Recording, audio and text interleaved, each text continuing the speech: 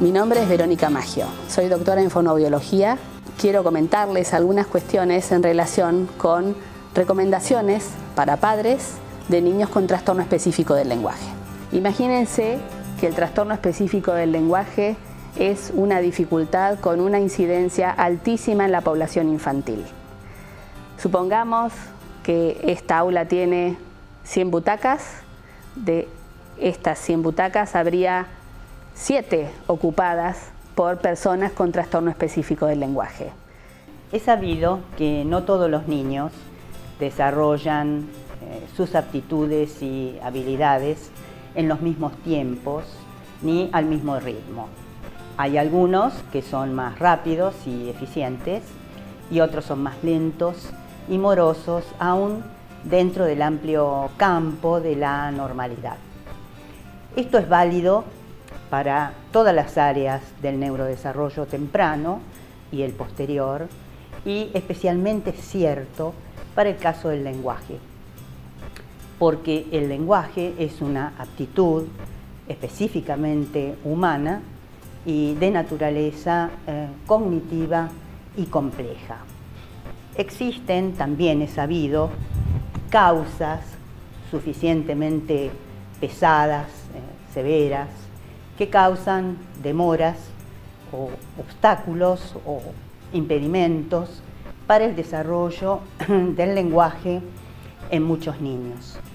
Pero existe un grupo calculado entre un 5 a un 7%, según estadísticas serias, que padece de trastornos para construir la lengua y el lenguaje sin causa claramente demostrable. Es decir, podría decirse de una manera inexplicable.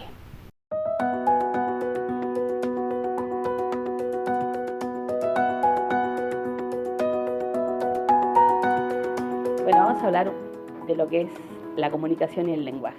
Comunicar es transmitir un mensaje de una persona a la otra en un determinado contexto utilizando un determinado código. El lenguaje oral es uno de esos códigos, ¿sí? Un medio para transmitir la información. Probablemente el medio más utilizado y es el medio que nos caracteriza a los seres humanos. Solo las personas podemos hablar. ¿Para qué sirve el lenguaje oral? El lenguaje sirve para 4 cosas.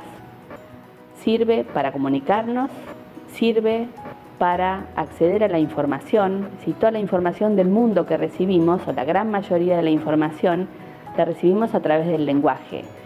Y esa información nos permite acopiar conceptos y a la vez organizar las cosas del mundo. Imagínense el mundo sin palabras. Imagínense toda la información del mundo que recibimos cotidianamente si no estuviera acompañada de palabras. El conjunto de estímulos lumínicos, auditivos, en fin, toda esta información tan poderosa que nos brinda el mundo, si no tuviese el poder organizador de las palabras. Sería muy caótico, ¿sí? Entonces, el lenguaje sirve para organizar la información, sirve para acceder a los conceptos del mundo, para asociarlos, y sirve también para organizar la conducta.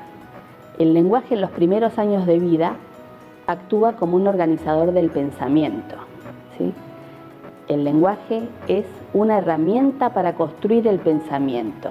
El poder desarrollar adecuadas competencias lingüísticas en los primeros años de vida nos permite quizá pronosticar un buen progreso de ese chico en el futuro. ¿Cómo ocurre el lenguaje o qué condiciones son necesarias para que el lenguaje se desarrolle? Hacen falta buenas condiciones biológicas, ¿sí? Un funcionamiento neurológico normal, un funcionamiento biológico lo más adaptado posible. Y hace falta el estímulo del ambiente. Si yo a un chico con buen desarrollo biológico no lo estimulo, no le hablo, lo dejo todo el día mirando la televisión o los videos o lo que sea, el lenguaje de ese chico no se desarrolla. Gran parte de las cosas que aprendemos lingüísticamente, en un principio las aprendemos por imitación. Si tengo como modelo a mis papás que me hablan o a otros nenes o a la maestra del jardín, seguramente copie eso. Si tengo como modelo el dibujito animado o lo que aparece en el video de YouTube, seguramente también copie las características del personaje que estoy viendo, ¿sí? El lenguaje requiere del estímulo del ambiente, del estímulo de personas. Es algo dependiente de las personas que nos rodean, ¿sí? El chico puede aprender más y mejor si el estímulo es adecuado. Antes de aprender a hablar, hay que aprender otras cosas, que son como los pilares de la comunicación. Son los pilares como más interpersonales, sociales, emocionales de la comunicación. Un bebé de 2 meses puede hacer contacto visual con su mamá. Un bebé de 3 meses puede sonreír a su mamá, ¿sí? Le devuelve la sonrisa cuando la madre le sonríe. Un bebé de 6, 7 meses puede mirar lo que la mamá le muestra, ¿sí? Un bebé de 7, 8 meses puede esperar su turno cuando la mamá está hablando y quedarse callado. Y cuando la mamá deja de hablar, el bebé empieza a gorjear, aunque no sepa hablar, pero ahí ya está entendiendo cuáles son los cánones o cuál es el modelo de intercambio que más adelante va a tener que usar para conversar con los demás. Y también otra cosa que se aprende a estas alturas, siendo muy chiquititos, teniendo menos de 1 año, es a imitar cosas simples. Si yo a un bebé chiquitito de 10 meses le digo va o pa, ¿sí? Algo así bien simple, un bebé de desarrollo típico, probablemente si lo espero un poquito, al ratito el bebé repita lo mismo que yo le digo, ¿sí? Eso es el fenómeno de imitación, algo que va a ser fundamental a posteriori, porque un nene chiquitito aprende copiando a los demás, muchas veces, en general, sin saber qué está diciendo al principio. El significado lo adquiere después. Entonces, todas estas habilidades, junto con la habilidad de señalar, son elementos básicos para la comunicación y que se desarrollan antes de empezar a hablar, antes de terminar el primer año de vida. El lenguaje oral tiene 2 componentes, un componente que es formal y un componente que es funcional. El componente formal, ¿con qué tiene que ver? Con poder aprender la información lingüística, poder escuchar, entender lo que escucho, asociarlo a su significado, grabarlo en la memoria para después poder recordarlo y decirlo.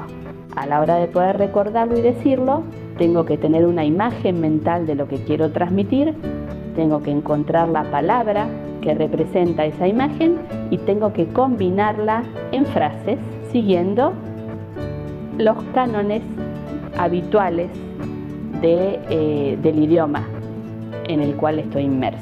Dominar el aspecto formal del lenguaje es lo único que tiene que aprender un niño. No es lo único, eso es una parte, es la mitad. Hay otra parte que es muy importante, que es poder dominar los aspectos funcionales.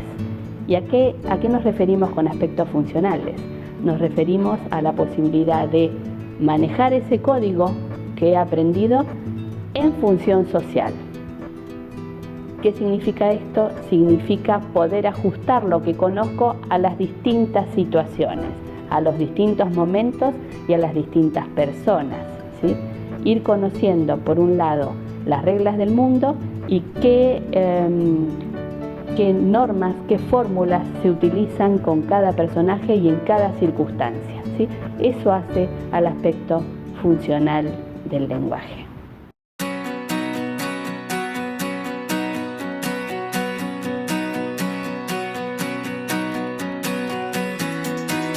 ¿Y por qué se dice que es inexplicable? Bien, porque son niños sanos, son niños cuyo desarrollo sigue la curva típica, excepto en el caso del lenguaje. No tienen trastornos auditivos ni visuales, no son portadores de enfermedad neurológica, ni tienen malformaciones craneales ni faciales. Su nivel cognitivo, eso que se llama comúnmente inteligencia, está dentro del rango de la normalidad estándar para la edad y la condición. Muestran apetencia para comunicarse con pares, con otros niños, y se comunican con los adultos conocidos sin dificultades, es decir, con naturalidad. Al mismo tiempo, presentan una serie de limitaciones que desde el punto de vista lingüístico pueden resumirse en lo siguiente. Pueden haber padecido una prolongada ausencia de lenguaje, debutar de esa manera. Algunos de esos niños tienen dificultades en la comprensión, sobre todo si lo que se les dice es muy extenso, está formado por muchas oraciones, con muchas palabras y cargado de contenidos, de datos informativos. Por eso es observación que muchas veces las maestras de jardín de infantes informan que el niño no atiende durante la hora de los cuentos. Y también es observación de algunos papás que no aprenden el cancionero, que es propio del nivel inicial, así como las poesías que son propias del jardín. Otros niños tienen vocabularios limitados y escasos y muestran evidente dificultad para aprender palabras nuevas. A medida que crecen, se hace notable que les cuesta poner en palabras sus ideas, armando oraciones cada vez más complejas y compuestas y respetando además las normas y reglas de la lengua de su entorno, de la lengua materna, que en nuestro caso es el español que se habla en el Río de la Plata. Pero tal vez el dato más significativo, el síntoma que más preocupa a los padres y que hace a la demanda de consultas, es la demora de muchos de estos niños para lograr el dominio del paradigma sonoro de la lengua. ¿Qué es esto? Bueno, es el conjunto de sonidos que con sus características espectrales propias forman las palabras con que nos expresamos. Bien, entonces, resumiendo, el trastorno específico del lenguaje no es inocuo, es una patología heterogénea y compleja y requiere de atención profesional especializada.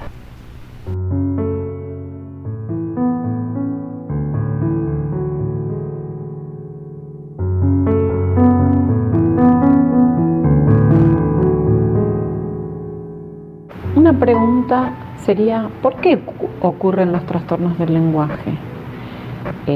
A modo de ejemplo, nosotros vemos que el pájaro, por ejemplo, tiene una tarea fácil, tiene 3 tonos, un tono para la primavera, un tono para el otoño, un tono para la búsqueda de pareja. Pero ¿qué pasa en el humano, en el niño? ¿Qué pasa cuando un niño no adquiere el lenguaje, no empieza a hablar? Desde el punto de vista de lo neurobiológico, del neurodesarrollo, uno puede explicar a partir de 2 ideas: las dificultades ambientales y las dificultades biológicas. Cuando nosotros hablamos de los aspectos ambientales o de las causas ambientales, tenemos el ejemplo del niño de Aveirón, que es un niño que es criado en la selva solo, sin contacto con un humano, que no llega a hablar, que no llega a tener contacto con el lenguaje del humano. Entonces tenemos que tener la relación de la incidencia de la estimulación del ambiente en el desarrollo del lenguaje del individuo. La importancia del lenguaje materno, de la estimulación materna, donde la mamá le va a dar no solo el tono al lenguaje verbal, sino también a la comunicación, le va a dar la impronta, el afecto, todo aquello que acompaña a la comunicación y al lenguaje. Siempre se pensó que en realidad los déficits en el desarrollo del lenguaje tenían una alta importancia en los factores ambientales. Pero luego se empezó a ver que el TEL, el trastorno específico del lenguaje, donde se empiezan a demorar en la producción del lenguaje, es más frecuente en los varones, o sea que uno tiene que tener en cuenta la incidencia de las hormonas sexuales en el desarrollo de las áreas del cerebro que van a involucrar al lenguaje. También se empezó a ver que era más frecuente en gemelos, y acá empezamos a hablar de las causas genéticas, es decir, el programa del desarrollo de las áreas del lenguaje va a estar codificado en los cromosomas. Se habla de alteraciones en los cromosomas 16, en el cromosoma 19, en el cromosoma 13 y en el cromosoma 3. Y luego se empiezan a incorporar las alteraciones en los procesos de organización de las áreas del lenguaje. Dentro de esos genes, los haplotipos o los distintos subtipos genéticos como el FOXP2.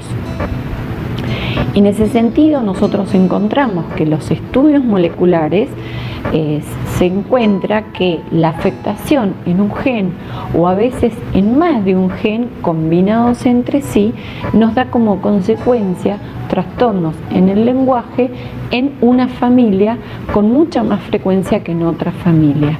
Y ya no se debe solamente a factores ambientales, sino también a estos aspectos moleculares. En ese sentido, hay una familia muy importante, que es la familia KE, que dentro de esos niños hay múltiples antecedentes genéticos de trastornos en el desarrollo del lenguaje. Al cabo de un tiempo de investigar esta familia, se descubre el haplotipo genético que es el gen FOXP2, que se cree que este gen lo que hace es ir guiando a las células del sistema nervioso, a las neuronas que van a conformar las áreas del lenguaje. Entonces, lo que se altera, se produce una dificultad en la organización de las neuronas de las áreas del lenguaje, con lo cual estos niños van a tener mayor prevalencia de TEL, pero también se va a ver más frecuente en esa familia. Cuando se hablaba que las alteraciones del lenguaje aún no se descubrían en los estudios genéticos, se empezaron a investigar las malformaciones en el cerebro en las personas con trastornos del lenguaje. Y así, un investigador muy importante que fue Galaburda descubrió que personas que habían muerto con trastornos del lenguaje y trastornos en la lectoescritura, que es la parte escrita del lenguaje, esas personas tenían dislexia, pero tenían malformaciones, pequeñas microdigenesias en las áreas temporales del lenguaje, de los lóbulos temporales, y que esas microdigenesias se repetían en las distintas personas con dislexia. Y acá se empezó a aceptar que las fallas del lenguaje y la dislexia no eran puramente emocionales, no eran puramente por causas ambientales, sino que había una causa neurobiológica que hacía que esas personas no pudieran aprender a hablar, a leer y a escribir. En ese sentido, los últimos estudios han mostrado que las zonas de los lóbulos temporales, un área que es el plano temporal o la zona del planum temporal, es asimétrica y tiene un mayor desarrollo del lado izquierdo del cerebro en relación al desarrollo de la lectoescritura y el lenguaje. Las personas que tienen TEL y dislexia tienen un menor crecimiento del plano temporal izquierdo respecto del derecho, es decir, como que el plano temporal no se diferencia tanto, y esto no sería una consecuencia sino una causa del TEL. Por ello, cuando investigamos en un niño la presencia de un trastorno del lenguaje, tenemos que tener en cuenta no solamente los aspectos emocionales, la falta de estimulación y los déficits ambientales, sino el sustrato neurobiológico. El TEL es un trastorno neurobiológico, tiene una base neurológica. Los estudios nos muestran que el electroencefalograma tiene más descargas que nos muestran la desorganización en la maduración de ese cerebro infantil, y tenemos que tenerlo en cuenta no solamente para el diagnóstico, sino también para el tratamiento.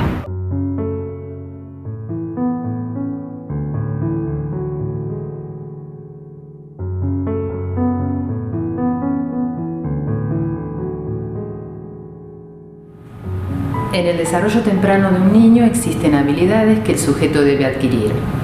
Y entonces surgen los conceptos de retraso y desviación de esas adquisiciones. Cuando hablamos de retraso, estamos hablando de una pauta que aparecerá más tardíamente en el tiempo o crecerá más lentamente. Mientras que cuando hablamos de desviación, hablamos de una habilidad que no se relaciona con las habilidades típicas, que es desviada y que crece de una manera inusual. En relación al desarrollo del lenguaje, también podemos encontrar retrasos y desviaciones. Un niño tendrá su lenguaje retrasado cuando comienza a hablar más tardíamente y su lenguaje evoluciona más lentamente. En cambio, la desviación lingüística se va a caracterizar porque el desarrollo de esta habilidad no será de la forma típica o clásica que uno esperaría para la edad del sujeto. Podemos hablar de hablantes tardíos cuando un niño de 24 meses no adquiere vocabulario y no combina palabras para formular las primeras frases.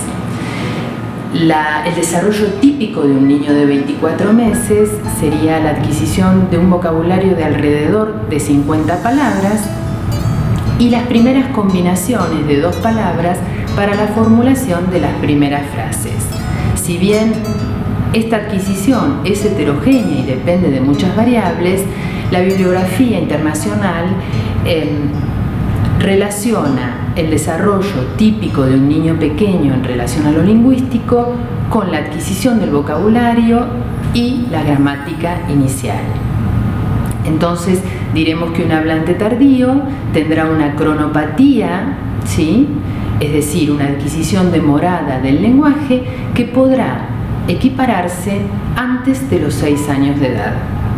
En cambio, la desviación del lenguaje implica que esto va a ser más sostenido en el tiempo, la evolución va a ser más lenta y las mejorías posiblemente más transitorias. Debemos diferenciar también lo que es el retraso del habla de lo que es el retraso del lenguaje. Cuando hablamos de retraso del habla, hablamos de que el núcleo de afectación son alteraciones fonéticas o fonológicas. En realidad tiene que ver con la manera de producir del niño. Y cuando hablamos de retraso del lenguaje, involucramos además escaso nivel de vocabulario, estructuras gramaticales muy pobres, frases primitivas y rudimentarias, habla telegráfica y evolución en el tiempo muy lenta. Por supuesto que debemos tener en cuenta de excluir a todos los niños que padecen una alteración sensorial. Un niño hipoacúsico tiene un retraso del lenguaje que no es primario, por supuesto, sino que es secundario a su hipoacusia. También debemos excluir a los niños con retrasos globales en el desarrollo. Debemos excluir a los niños que tienen alteraciones primarias de la comunicación y también debemos excluir a los niños que padecen algunos trastornos neurológicos que puedan ser comprobables. Finalmente, debemos entonces diferenciar lo que es un retraso de una desviación del lenguaje. El núcleo de afectación del retraso esencialmente será en aspectos fonológicos. Debemos tener en cuenta que el niño con retraso del lenguaje tiene mejores habilidades comprensivas que expresivas. Su evolución es más rápida, es decir, el trastorno será transitorio, mientras que en la desviación vamos a encontrar una evolución lenta y un trastorno persistente. El núcleo de afectación tomará aspectos fonológicos, aspectos semánticos, morfosintácticos y pragmáticos. El niño con pocas herramientas lingüísticas tiene dificultades a veces para hacer uso de su lenguaje en la comunidad. Finalmente, el especialista del lenguaje será el que evalúe al niño pequeño, determine si las características clínicas corresponden a un retraso o a una desviación, y la evolución del niño con intervención terapéutica o sin ella terminará de definir el cuadro.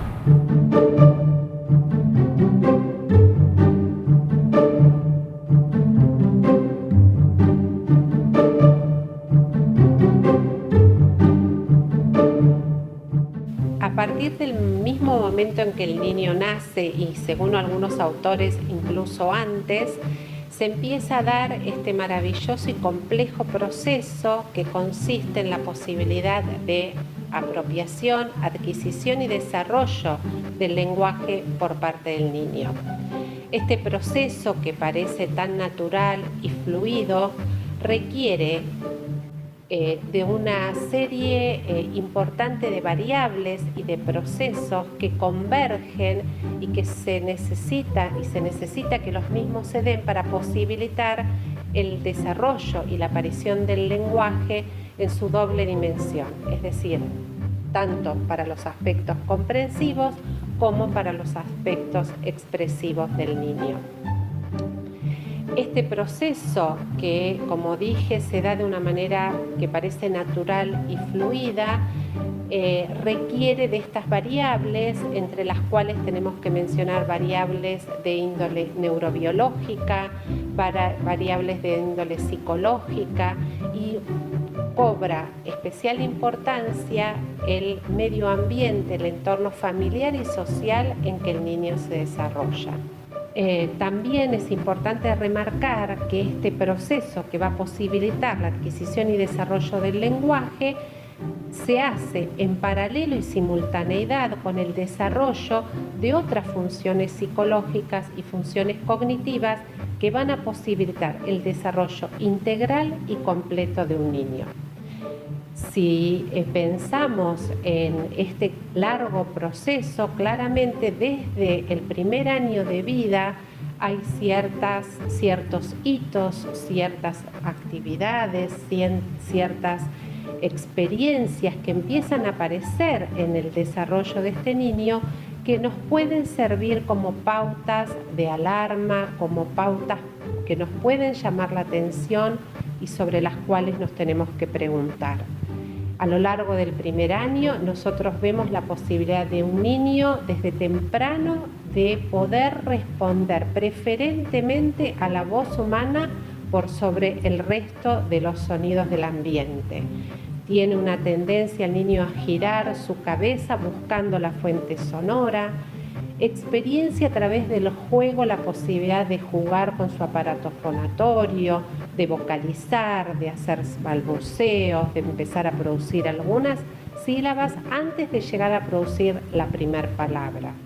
Empieza tempranamente también a poder responder a su nombre, a responder al no. Aparece entre los 8 y los 9 meses el gesto de señalamiento, convocando a sus interlocutores a la comunicación y convocando a los interlocutores en prestar atención a los objetos del medio, y pudiendo ya cerca del año empezar a responder a consignas breves y cortas como dame, vení, tomá, poné. Estas pautas que tienen que ver con lo que es propio en el devenir y en el desarrollo de un niño a lo largo del primer año debe estar presente en todo niño.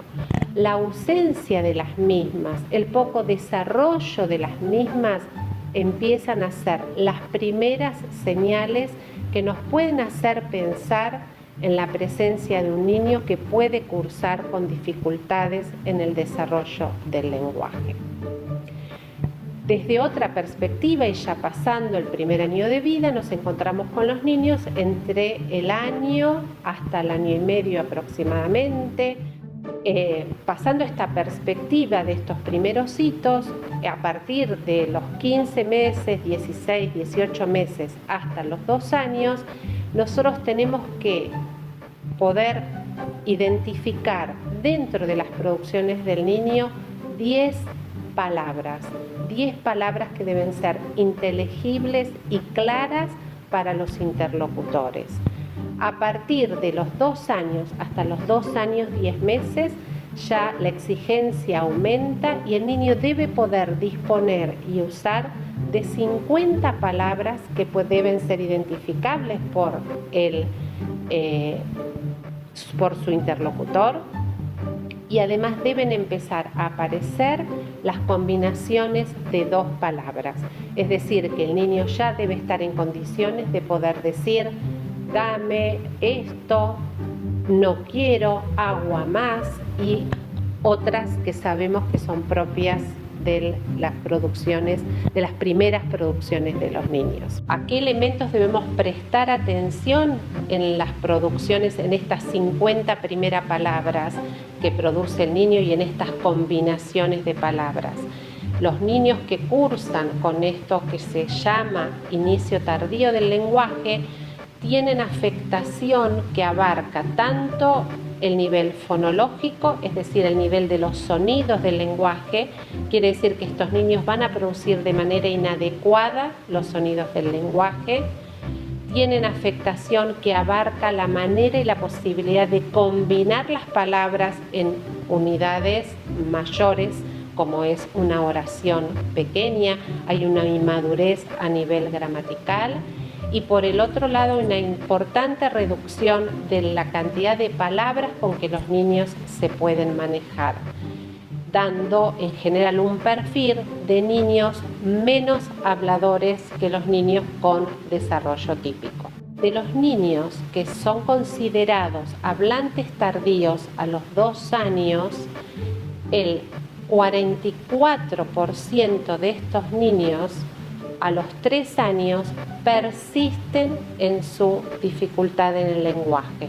Es decir, que observamos una remisión del 56%. De estos niños que persisten a los 3 años con trastorno de lenguaje, solo un 4% de los mismos va a lograr equiparar su lenguaje a los 4 años. Hablamos de un índice sumamente bajo entre los 3 y los 4 años de remisión espontánea de estos niños que debutaron con inicio tardío.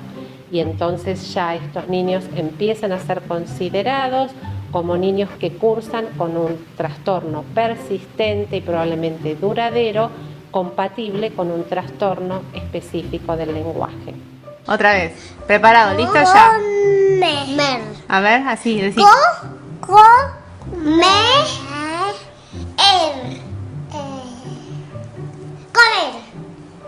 A ver, Joaquín, mira.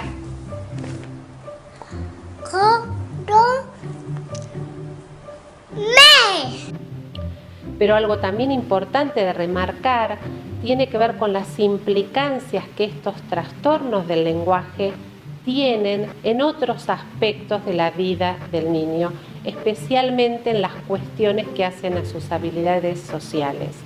Son niños que por el hecho de que al no ser eficientes y al no contar con recursos lingüísticos para poder comunicarse con sus pares, tienden a dejar de comunicarse, a retirarse de la situación comunicativa, a buscar menos oportunidades de entablar comunicación con los pares y también suelen preferir a los adultos como interlocutores válidos.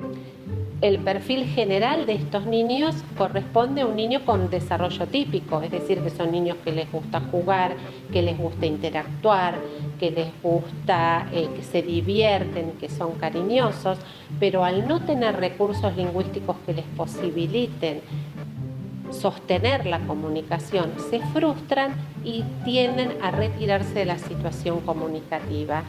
Y lo que más importa en relación a esto también a tener en cuenta es la implicancia a nivel de la conducta que puede tener esta respuesta que tienen frente a sus dificultades del lenguaje. Es de 2 a 4 veces más probable que estos niños cursen con algún trastorno de conducta que se puede manifestar de distinta manera, tanto desde el punto de vista de alteraciones o en la conducta, que son niños que son impulsivos, que se angustian mucho, así como otro perfil de niños que son típicos en las escuelas, que son los niños que dicen las maestras que no prestan atención, que deambulan mientras los demás se comunican.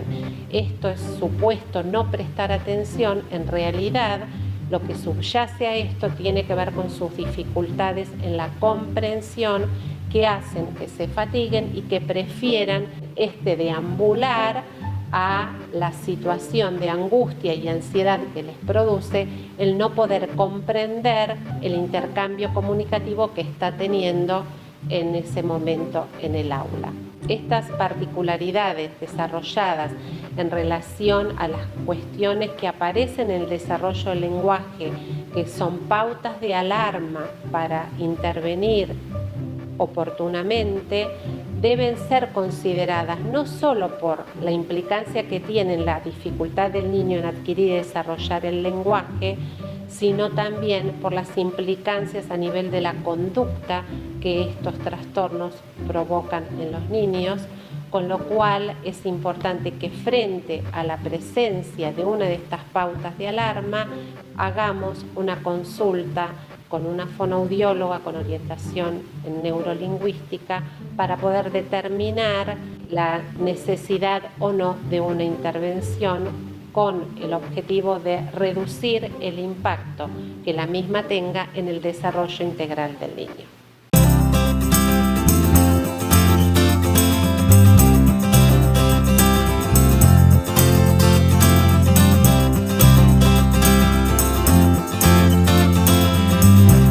El lenguaje es una pieza fundamental para la integración escolar y la vinculación social de los niños con sus pares.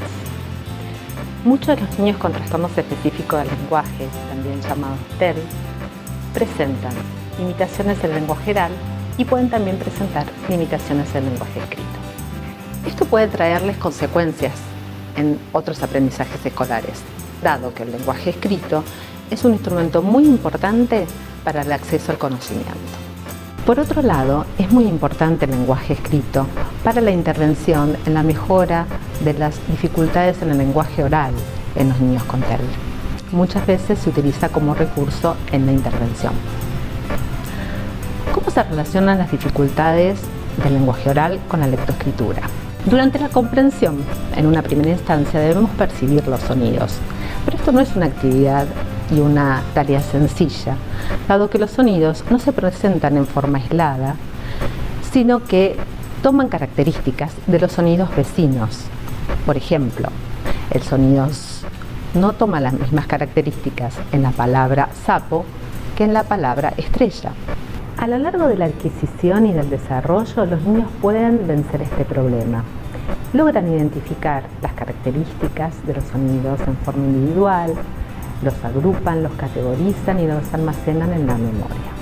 Este procesamiento se denomina procesamiento fonológico y es justamente una capacidad que puede estar limitada en los niños con TEL. O sea que para el desarrollo de la lectoescritura también necesitamos del procesamiento fonológico. Los niños con TEL pueden presentar trastornos en la comprensión y en la producción del lenguaje, o en ambas, y estar afectado diferentes dimensiones del lenguaje, la fonológica, la morfosintáctica, la semántica, etc. Varios estudios refieren que a mayor complejidad de dimensiones del lenguaje en los niños con TEL, menores van a ser sus posibilidades y mayores van a ser el impacto que esto tenga en la adquisición de la lectoescritura. ¿Qué dificultades pueden presentar en la lectura los niños con TEL? Así como una de las funciones del lenguaje es comprender el mensaje, el objetivo final de la lectura es comprender lo que se lee. Para que se lleve a cabo una lectura eficaz se necesitan de dos procesos, la codificación y la comprensión lectora. Codificar significa poder reconocer las letras, poder ensamblarlas con los sonidos que tenemos almacenados en nuestro mapa mental fonológico y hacerlo en una forma precisa, rápida y ordenada, para después poder acceder al significado de la palabra. Pero solamente con la codificación no garantizamos una comprensión exitosa. Necesitamos realmente el proceso de comprensión lectora, que implica una actividad mucho más compleja y el desarrollo de muchas habilidades. Sin embargo, el proceso de codificación no nos garantiza comprender lo que leemos. Para eso es necesario desarrollar la comprensión lectora, que es una habilidad mucho más compleja que involucra procesamientos lingüísticos, que son los que justamente los niños con TEL pueden estar afectados, procesamientos cognitivos, como la memoria de trabajo, la atención selectiva, activar información relevante o suprimir la incongruente, y procesamientos también de tipo metacognitivo, como por ejemplo elaborar estrategias para monitorear la propia comprensión de lo que se lee. Es así como los chicos con TEL son vulnerables a presentar dificultades en la lectoescritura, debido a dificultades intrínsecas del desarrollo del lenguaje oral y limitaciones en el desarrollo de las habilidades del lenguaje escrito. Es así como algunos chicos tendrán limitaciones para decodificar o gastarán mucha energía para poder hacerlo, y esto va a repercutir en sus posibilidades de comprensión de lo que se lee. En otros casos, los niños podrán tener limitaciones en su lenguaje oral, que va a traer consecuencias en la comprensión lectora, más allá de sus posibilidades de decodificar. ¿Cómo podemos ayudarlos? Existe mucha evidencia acerca de que la intervención combinada del lenguaje oral y el lenguaje escrito beneficia a los trastornos de estos niños. Favorecer actividades de la conciencia fonológica, entrenar al conocimiento de la letra a partir no solo del nombre sino del sonido, ejercitar el desarrollo del vocabulario y las relaciones de palabras, entrenar la comprensión oral a partir de relatos breves que involucren preguntas literales e inferenciales, pueden ser de gran ayuda. Trabajar con el lenguaje figurativo en todas sus versiones, estimular el desarrollo de la narración y de la estructuración del relato, y también favorecer la construcción de estrategias que puedan ayudar al niño a aprovechar toda su energía cognitiva para otros aprendizajes. Los niños con TEL, resumiendo, pueden presentar dificultades en la lectoescritura. Y estas no solo se van a manifestar porque pronuncia mal y entonces lee mal, sino porque quizás pueda tener dificultades en comprender lo que se lee. Una intervención temprana por un especialista fonoaudiólogo ayudará a atenuar y a evitar mayores consecuencias en el aprendizaje escolar.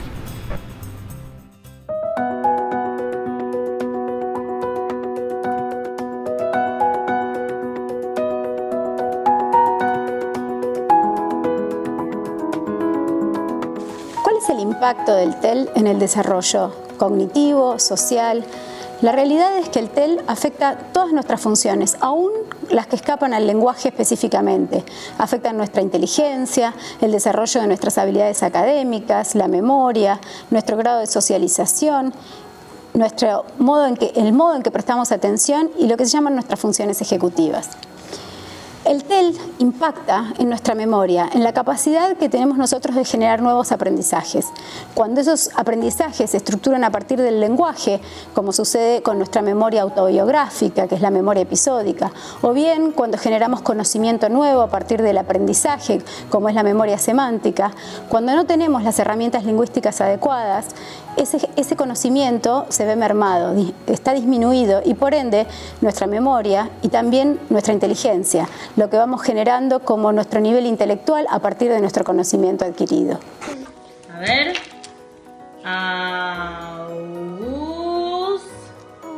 Muy bien. Muy bien.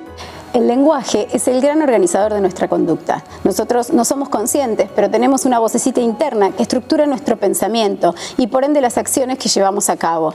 Eso, la forma en que nosotros resolvemos, cómo nos organizamos, cómo planificamos, se llaman funciones ejecutivas.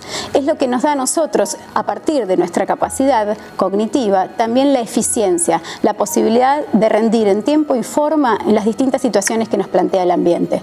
Cuando uno no tiene unas capacidades lingüísticas desarrolladas como corresponde a la edad, es muy posible que nuestra capacidad de resolución se vea disminuida y también nuestra conducta va a estar en función de esas capacidades disminuidas.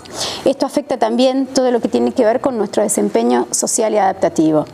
Cuando nuestra capacidad lingüística está disminuida, cuando estamos frente a un TEL, muy probablemente las situaciones sociales nos dejen en un punto de vulnerabilidad, donde no vamos a tener la capacidad de responder a ciertas señales del ambiente que pueden ser a favor o en contra nuestro, y esto va modificando nuestra conducta y también nuestra capacidad adaptativa, cómo nosotros nos vamos a desempeñar de modo autónomo ahora y en el futuro. El trastorno del lenguaje, el TEL, el trastorno específico del lenguaje, impacta también en nuestra capacidad de socialización, en nuestro nivel de inteligencia, en nuestra memoria, en nuestra atención. ¿Por qué en nuestra atención? Porque si nosotros tenemos un sistema que no funciona de manera automática, como funciona en la mayoría de los individuos, que no somos conscientes de la enorme capacidad que tenemos cuando tenemos nuestro lenguaje correctamente desarrollado, nuestra atención se va a ver fatigada ante tener que estar todo el tiempo tratando de dilucidar qué es lo que está pasando en el ambiente. Por ende, vamos a tener entonces una atención más frágil, más vulnerable también a no poder discriminar con la velocidad necesaria todo lo que el entorno nos propone. Esto también va a afectar nuestro desempeño académico. Muchas de las instancias escolares tienen que ver con el uso del lenguaje, más todavía en lo que es la escolaridad clásica. Típicamente todo lo que tiene que ver con la lectoescritura, el desarrollo del cálculo, necesitan de habilidades y herramientas lingüísticas adecuadas. Un chico con un TEL, por lo tanto, también es proclive a tener dificultades de aprendizaje, que incluyen no solo la lectoescritura, sino todo, las ciencias naturales, las ciencias sociales, incluso la resolución de problemas aritméticos. Todas las instancias áulicas se pueden ver perjudicadas por la disminución en la capacidad lingüística. Finalmente, el lenguaje es la llave para una vida autónoma. Si uno pesquisa y trata el TEL como corresponde, estaríamos mejorando la calidad de vida de todas las personas.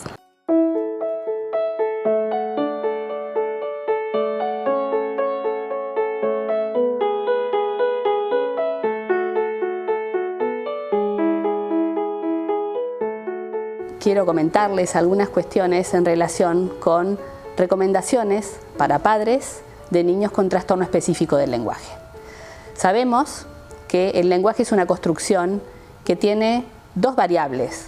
Por un lado, la condición biológica del individuo y por el otro lado, la ayuda que el medio ambiente, el estímulo que el medio ambiente pueda brindar a ese niño. La condición biológica va a estar modificada por la ayuda del ambiente. Sabemos que los niños con trastorno específico del lenguaje suelen ser hipoestimulados muchas veces por su entorno, por no saber cómo hacerlo o por no contar con las herramientas adecuadas para hacerlo o hacerlo de un modo equivocado, ¿sí? Muchas veces los niños con trastorno específico del lenguaje reciben menos estimulación que los pares de desarrollo típico. En otras ocasiones los papás suelen estimularlos en demasía, ¿sí? Suelen hablarles sin parar de cosas que tienen escasa habilidad funcional para ellos.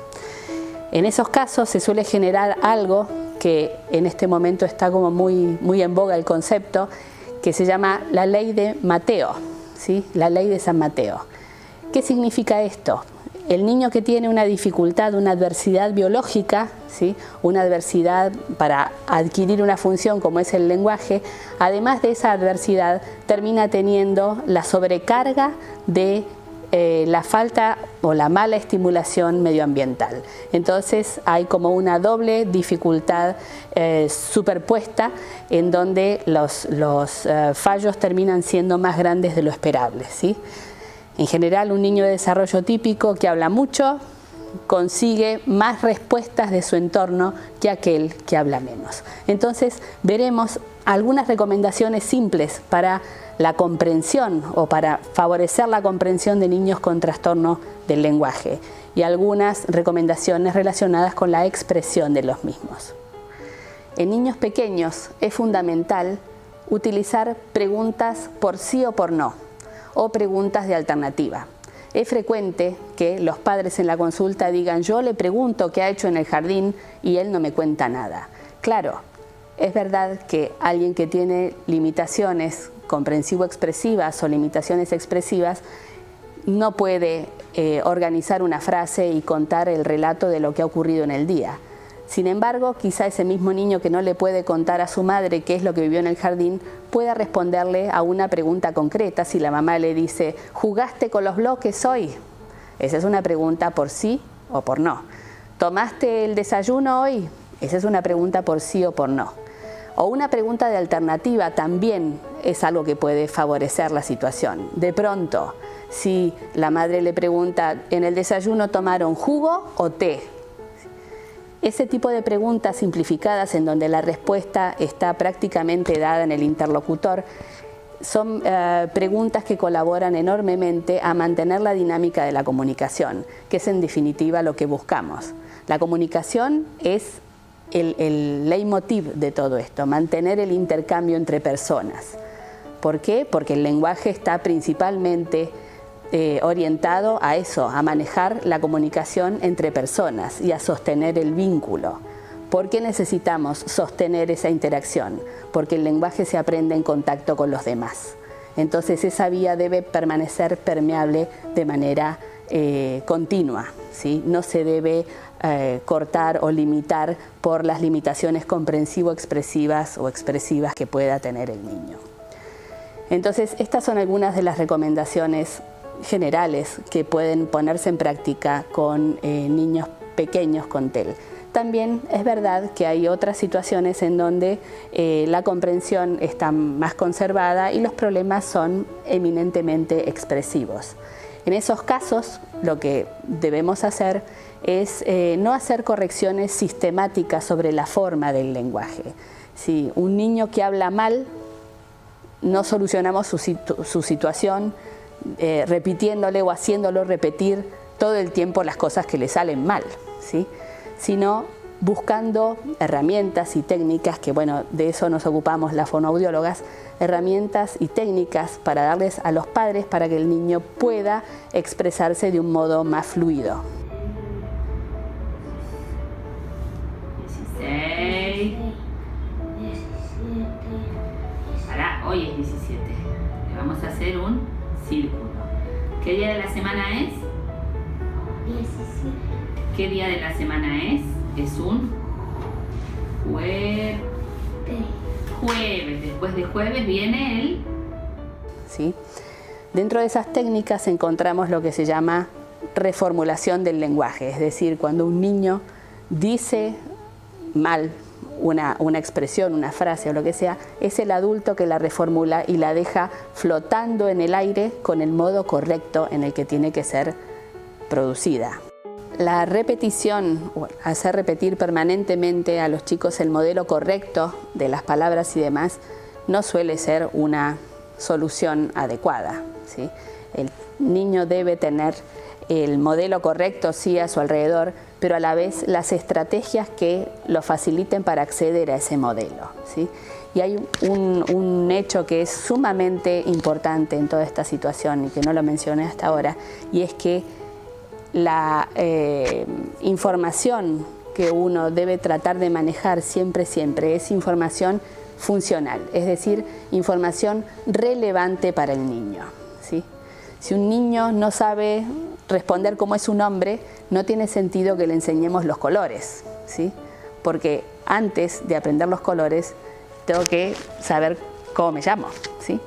Entonces, seleccionar los contenidos que sean funcionales a la comunicación, aquello que sea relevante como para poder seguir manteniendo el vínculo comunicativo con los demás.